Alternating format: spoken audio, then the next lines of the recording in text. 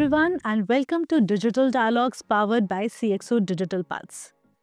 Today, data is everywhere, and enterprises are under a lot of pressure to secure their data. And this data is everywhere in terms of your cloud, your offline, your devices which are connected. It's literally everywhere. You are creating and using the data. And in all these aspects, there's another layer of AI system which is getting induced in the infrastructure of enterprises. And this has become the biggest challenge for IT leaders, how to balance and navigate these complexities, these concerns and challenges, along with ensuring the kind of agility and the business growth that enterprises are looking and deriving from this data. And to understand all these nuances, today we have Nick Savvides, who's the field CTO for the APAC region at Forcepoint. A very warm welcome, Nick. Thank you. Thank you very much. And we are definitely looking for a lot much perspective and insights from you. So, big data is everywhere. And I think for enterprises, more than a boom, this has also become a growing concern. How to protect this data considering the complex and multi-environment in which enterprises are working today. So what's your suggestion? What's your perception around it? Yeah, it's a very good question. I think that today's data environment really is the most complex that we've ever seen. For the last 15 years, our data has moved out of our data centers and into cloud services, into distributed devices, into applications and systems that we may not control directly ourselves. And now we have the added pressure of artificial intelligence coming into every business. Whether you're a small business or a big business, everyone is using artificial intelligence. True. I don't see that changing, right? In fact, it took 15 years for cloud, well, 10 years really for cloud to become the default way of building applications. I think that AI is going to go and achieve that saturation, not in 10 years, but in 18 months. Everything is going to depend on this type of technology. So how do we protect against that? Especially considering now that all the regulators are looking at this. So you've got these, this triple threat against your data. It's going everywhere, but it's places that you no longer control. You've got AI consuming it and generating risky and sensitive data. And now you've got regulators looking at that. I'm glad I'm on the other side of the fence now rather than being a practitioner where I was many years ago, because I think that the problem is relatively complicated.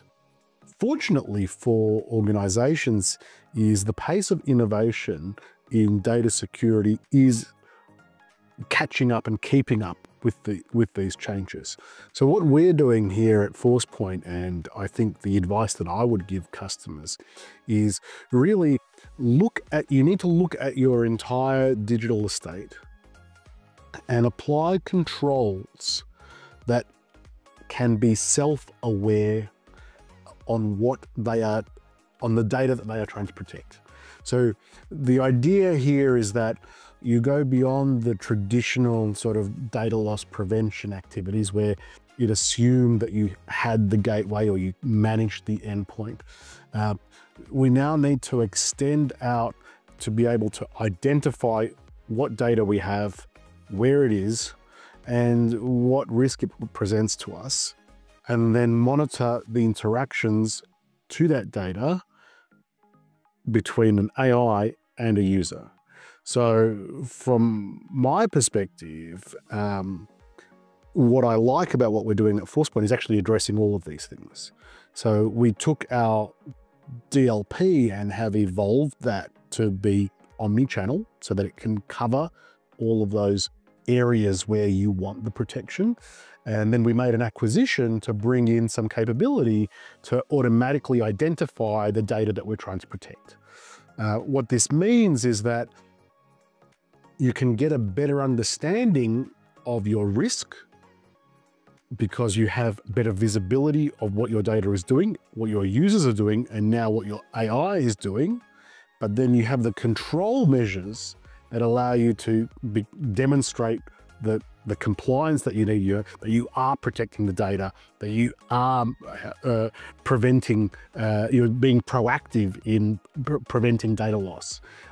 So that's what I would recommend to customers, is really look beyond the traditional controls and look for controls that are able to keep up with the AI era. Okay, so Nick, you mentioned all these suggestions, and thinking from the enterprise's lens, these are must-have. Yes. And tech providers are something like Forcepoint, and others are the plethora of solutions out in the market. As an enterprise, how do you differentiate Forcepoint's offering versus others? Because it's really important for enterprises to understand that, what are the differentiating factors and what's the level up that they're getting from a specific service provider to, get all those checkboxes ticked. Yeah, that's actually an excellent question. And the reason I think that is, it's very easy to get confused today. If you go to any cybersecurity conference and you walk the floor, where all the vendors are and all the technology providers are there, there's hundreds of them, and all the messages sound very similar. That's because when you talk of DLP, there's another tech provider talking of DLP. Yes. But understanding that differentiating factor and what's suitable for me as an enterprise, that becomes really confusing and critical. Yeah, and to make the decisions to really understand what is the best fit for you as an enterprise. The reason that I like our technology and why I'm here is the approach that we're taking is one that is, I think, relatively unique in the space. And that is, we're not just doing all the new stuff. There's a lot of vendors who only want to deal with the AI security, but most enterprises, they don't just have AI. They have all the classic stuff that they need to protect. So what happens is, if you're going to go down that path, you end up having not one tool, you have 2 or 3 or 4 tools. Our unique positioning is that you don't need multiple platforms. You don't need multiple tools. You can consolidate on a platform like Forcepoint that covers all your new stuff as well as all of your old stuff. And having a single policy that flows through from old to new, from endpoint to SaaS applications, I think is very, very powerful from an operational perspective that differentiates us, and from an efficiency perspective, because you're no longer having to do things in multiple places. You do it in the one spot. So it allows us to do some consolidation. It also gives us that operational efficiency, but importantly, because we have this multiple channel visibility, it also allows us to have better insights, because we're no longer, we are not looking at things down a single lens. When we are able to cover all of the different areas, whether it's your end user on a device and we're taking the signals from their DLP policy, or whether it's them interacting with an AI and we're taking the signals from the AI, and whether or not they're asking the AI risky questions or they're getting risky answers back, because we can consolidate all of those signals, we can get deeper insights and actually start to become a little predictive. So I can kind of guess, is this user likely to cause me a problem in the future? And maybe I can take preventative action before they cause a problem, because incidents never happen in isolation. There's always the precursor events. And if I can predict the precursor events, I can observe the precursor events, I can predict this is likely to be a problem in the future, so I can intervene early. So the way we differentiate is, old and new, we cover it all.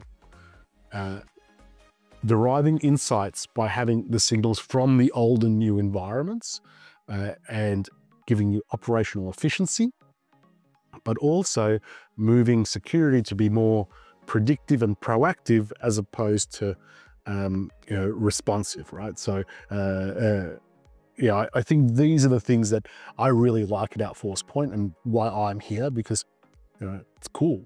Yeah. No, definitely. And these points you mentioned, because enterprises, I'm sure no one wants multiple solutions to take care of.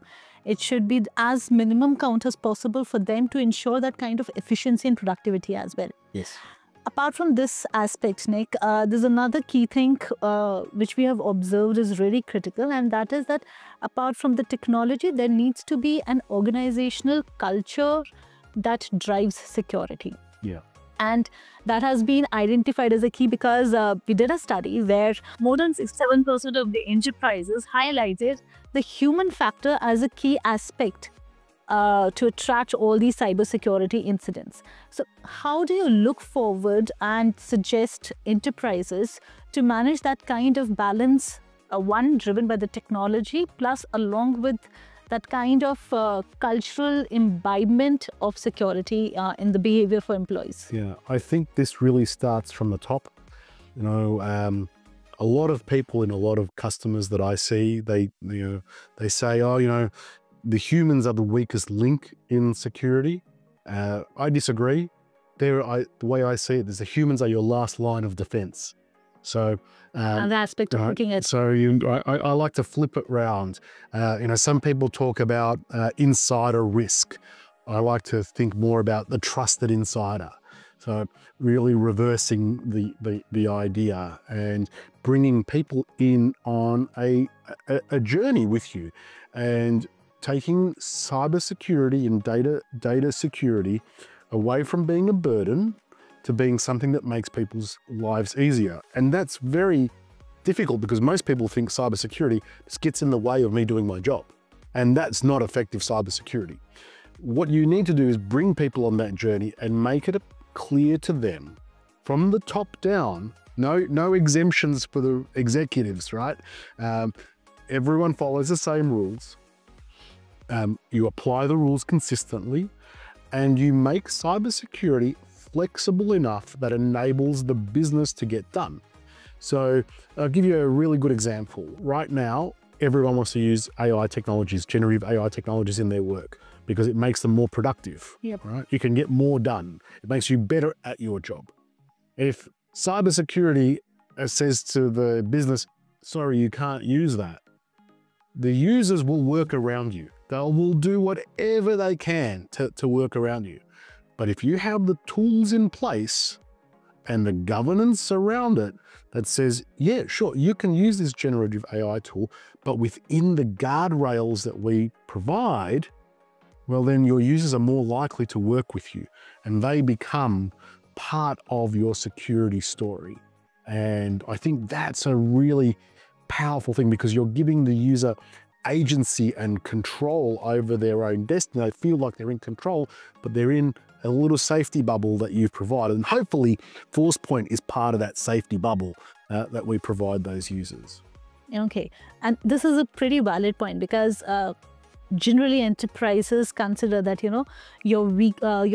the weakest link are the employees. But somehow, as you said, flip it and see the positive side. They are your endpoint security aspects. And another thing you mentioned about AI. Now, the overall aspects and the complexity around AI is getting complex. It's getting more evolved and advanced. So what are the key trends that you look forward in terms of the cyber aspects around AI? Because we have moved from AI to Gen AI, there's shadow AI, agentic AI, and I don't see it stopping. No. So how do you see the key trends evolving from this aspect of technology? Well, I'll start with a little bit of history. Okay. I think it was 8 years ago now, I gave a keynote at Australia's largest cybersecurity conference. And I was talking about AI security. It might have been 8 or 9 years ago. And even my predictions they were accurate, but my timelines were off. I honestly didn't predict how fast the changes would be. I said that there would be science fiction-like advances in artificial intelligence, but I didn't expect it to happen so soon. And you're absolutely right. These changes they're evolving in front of us, that these tools are evolving in front of us at a rate that we haven't seen in technology before. I just gave a talk downstairs on the evolution of AI in just 12 months. Last year, AI was seen as a co-pilot that sat next to you and helped you with your work. Now, AI is doing its own stuff. It's an agent. It's acting like a person.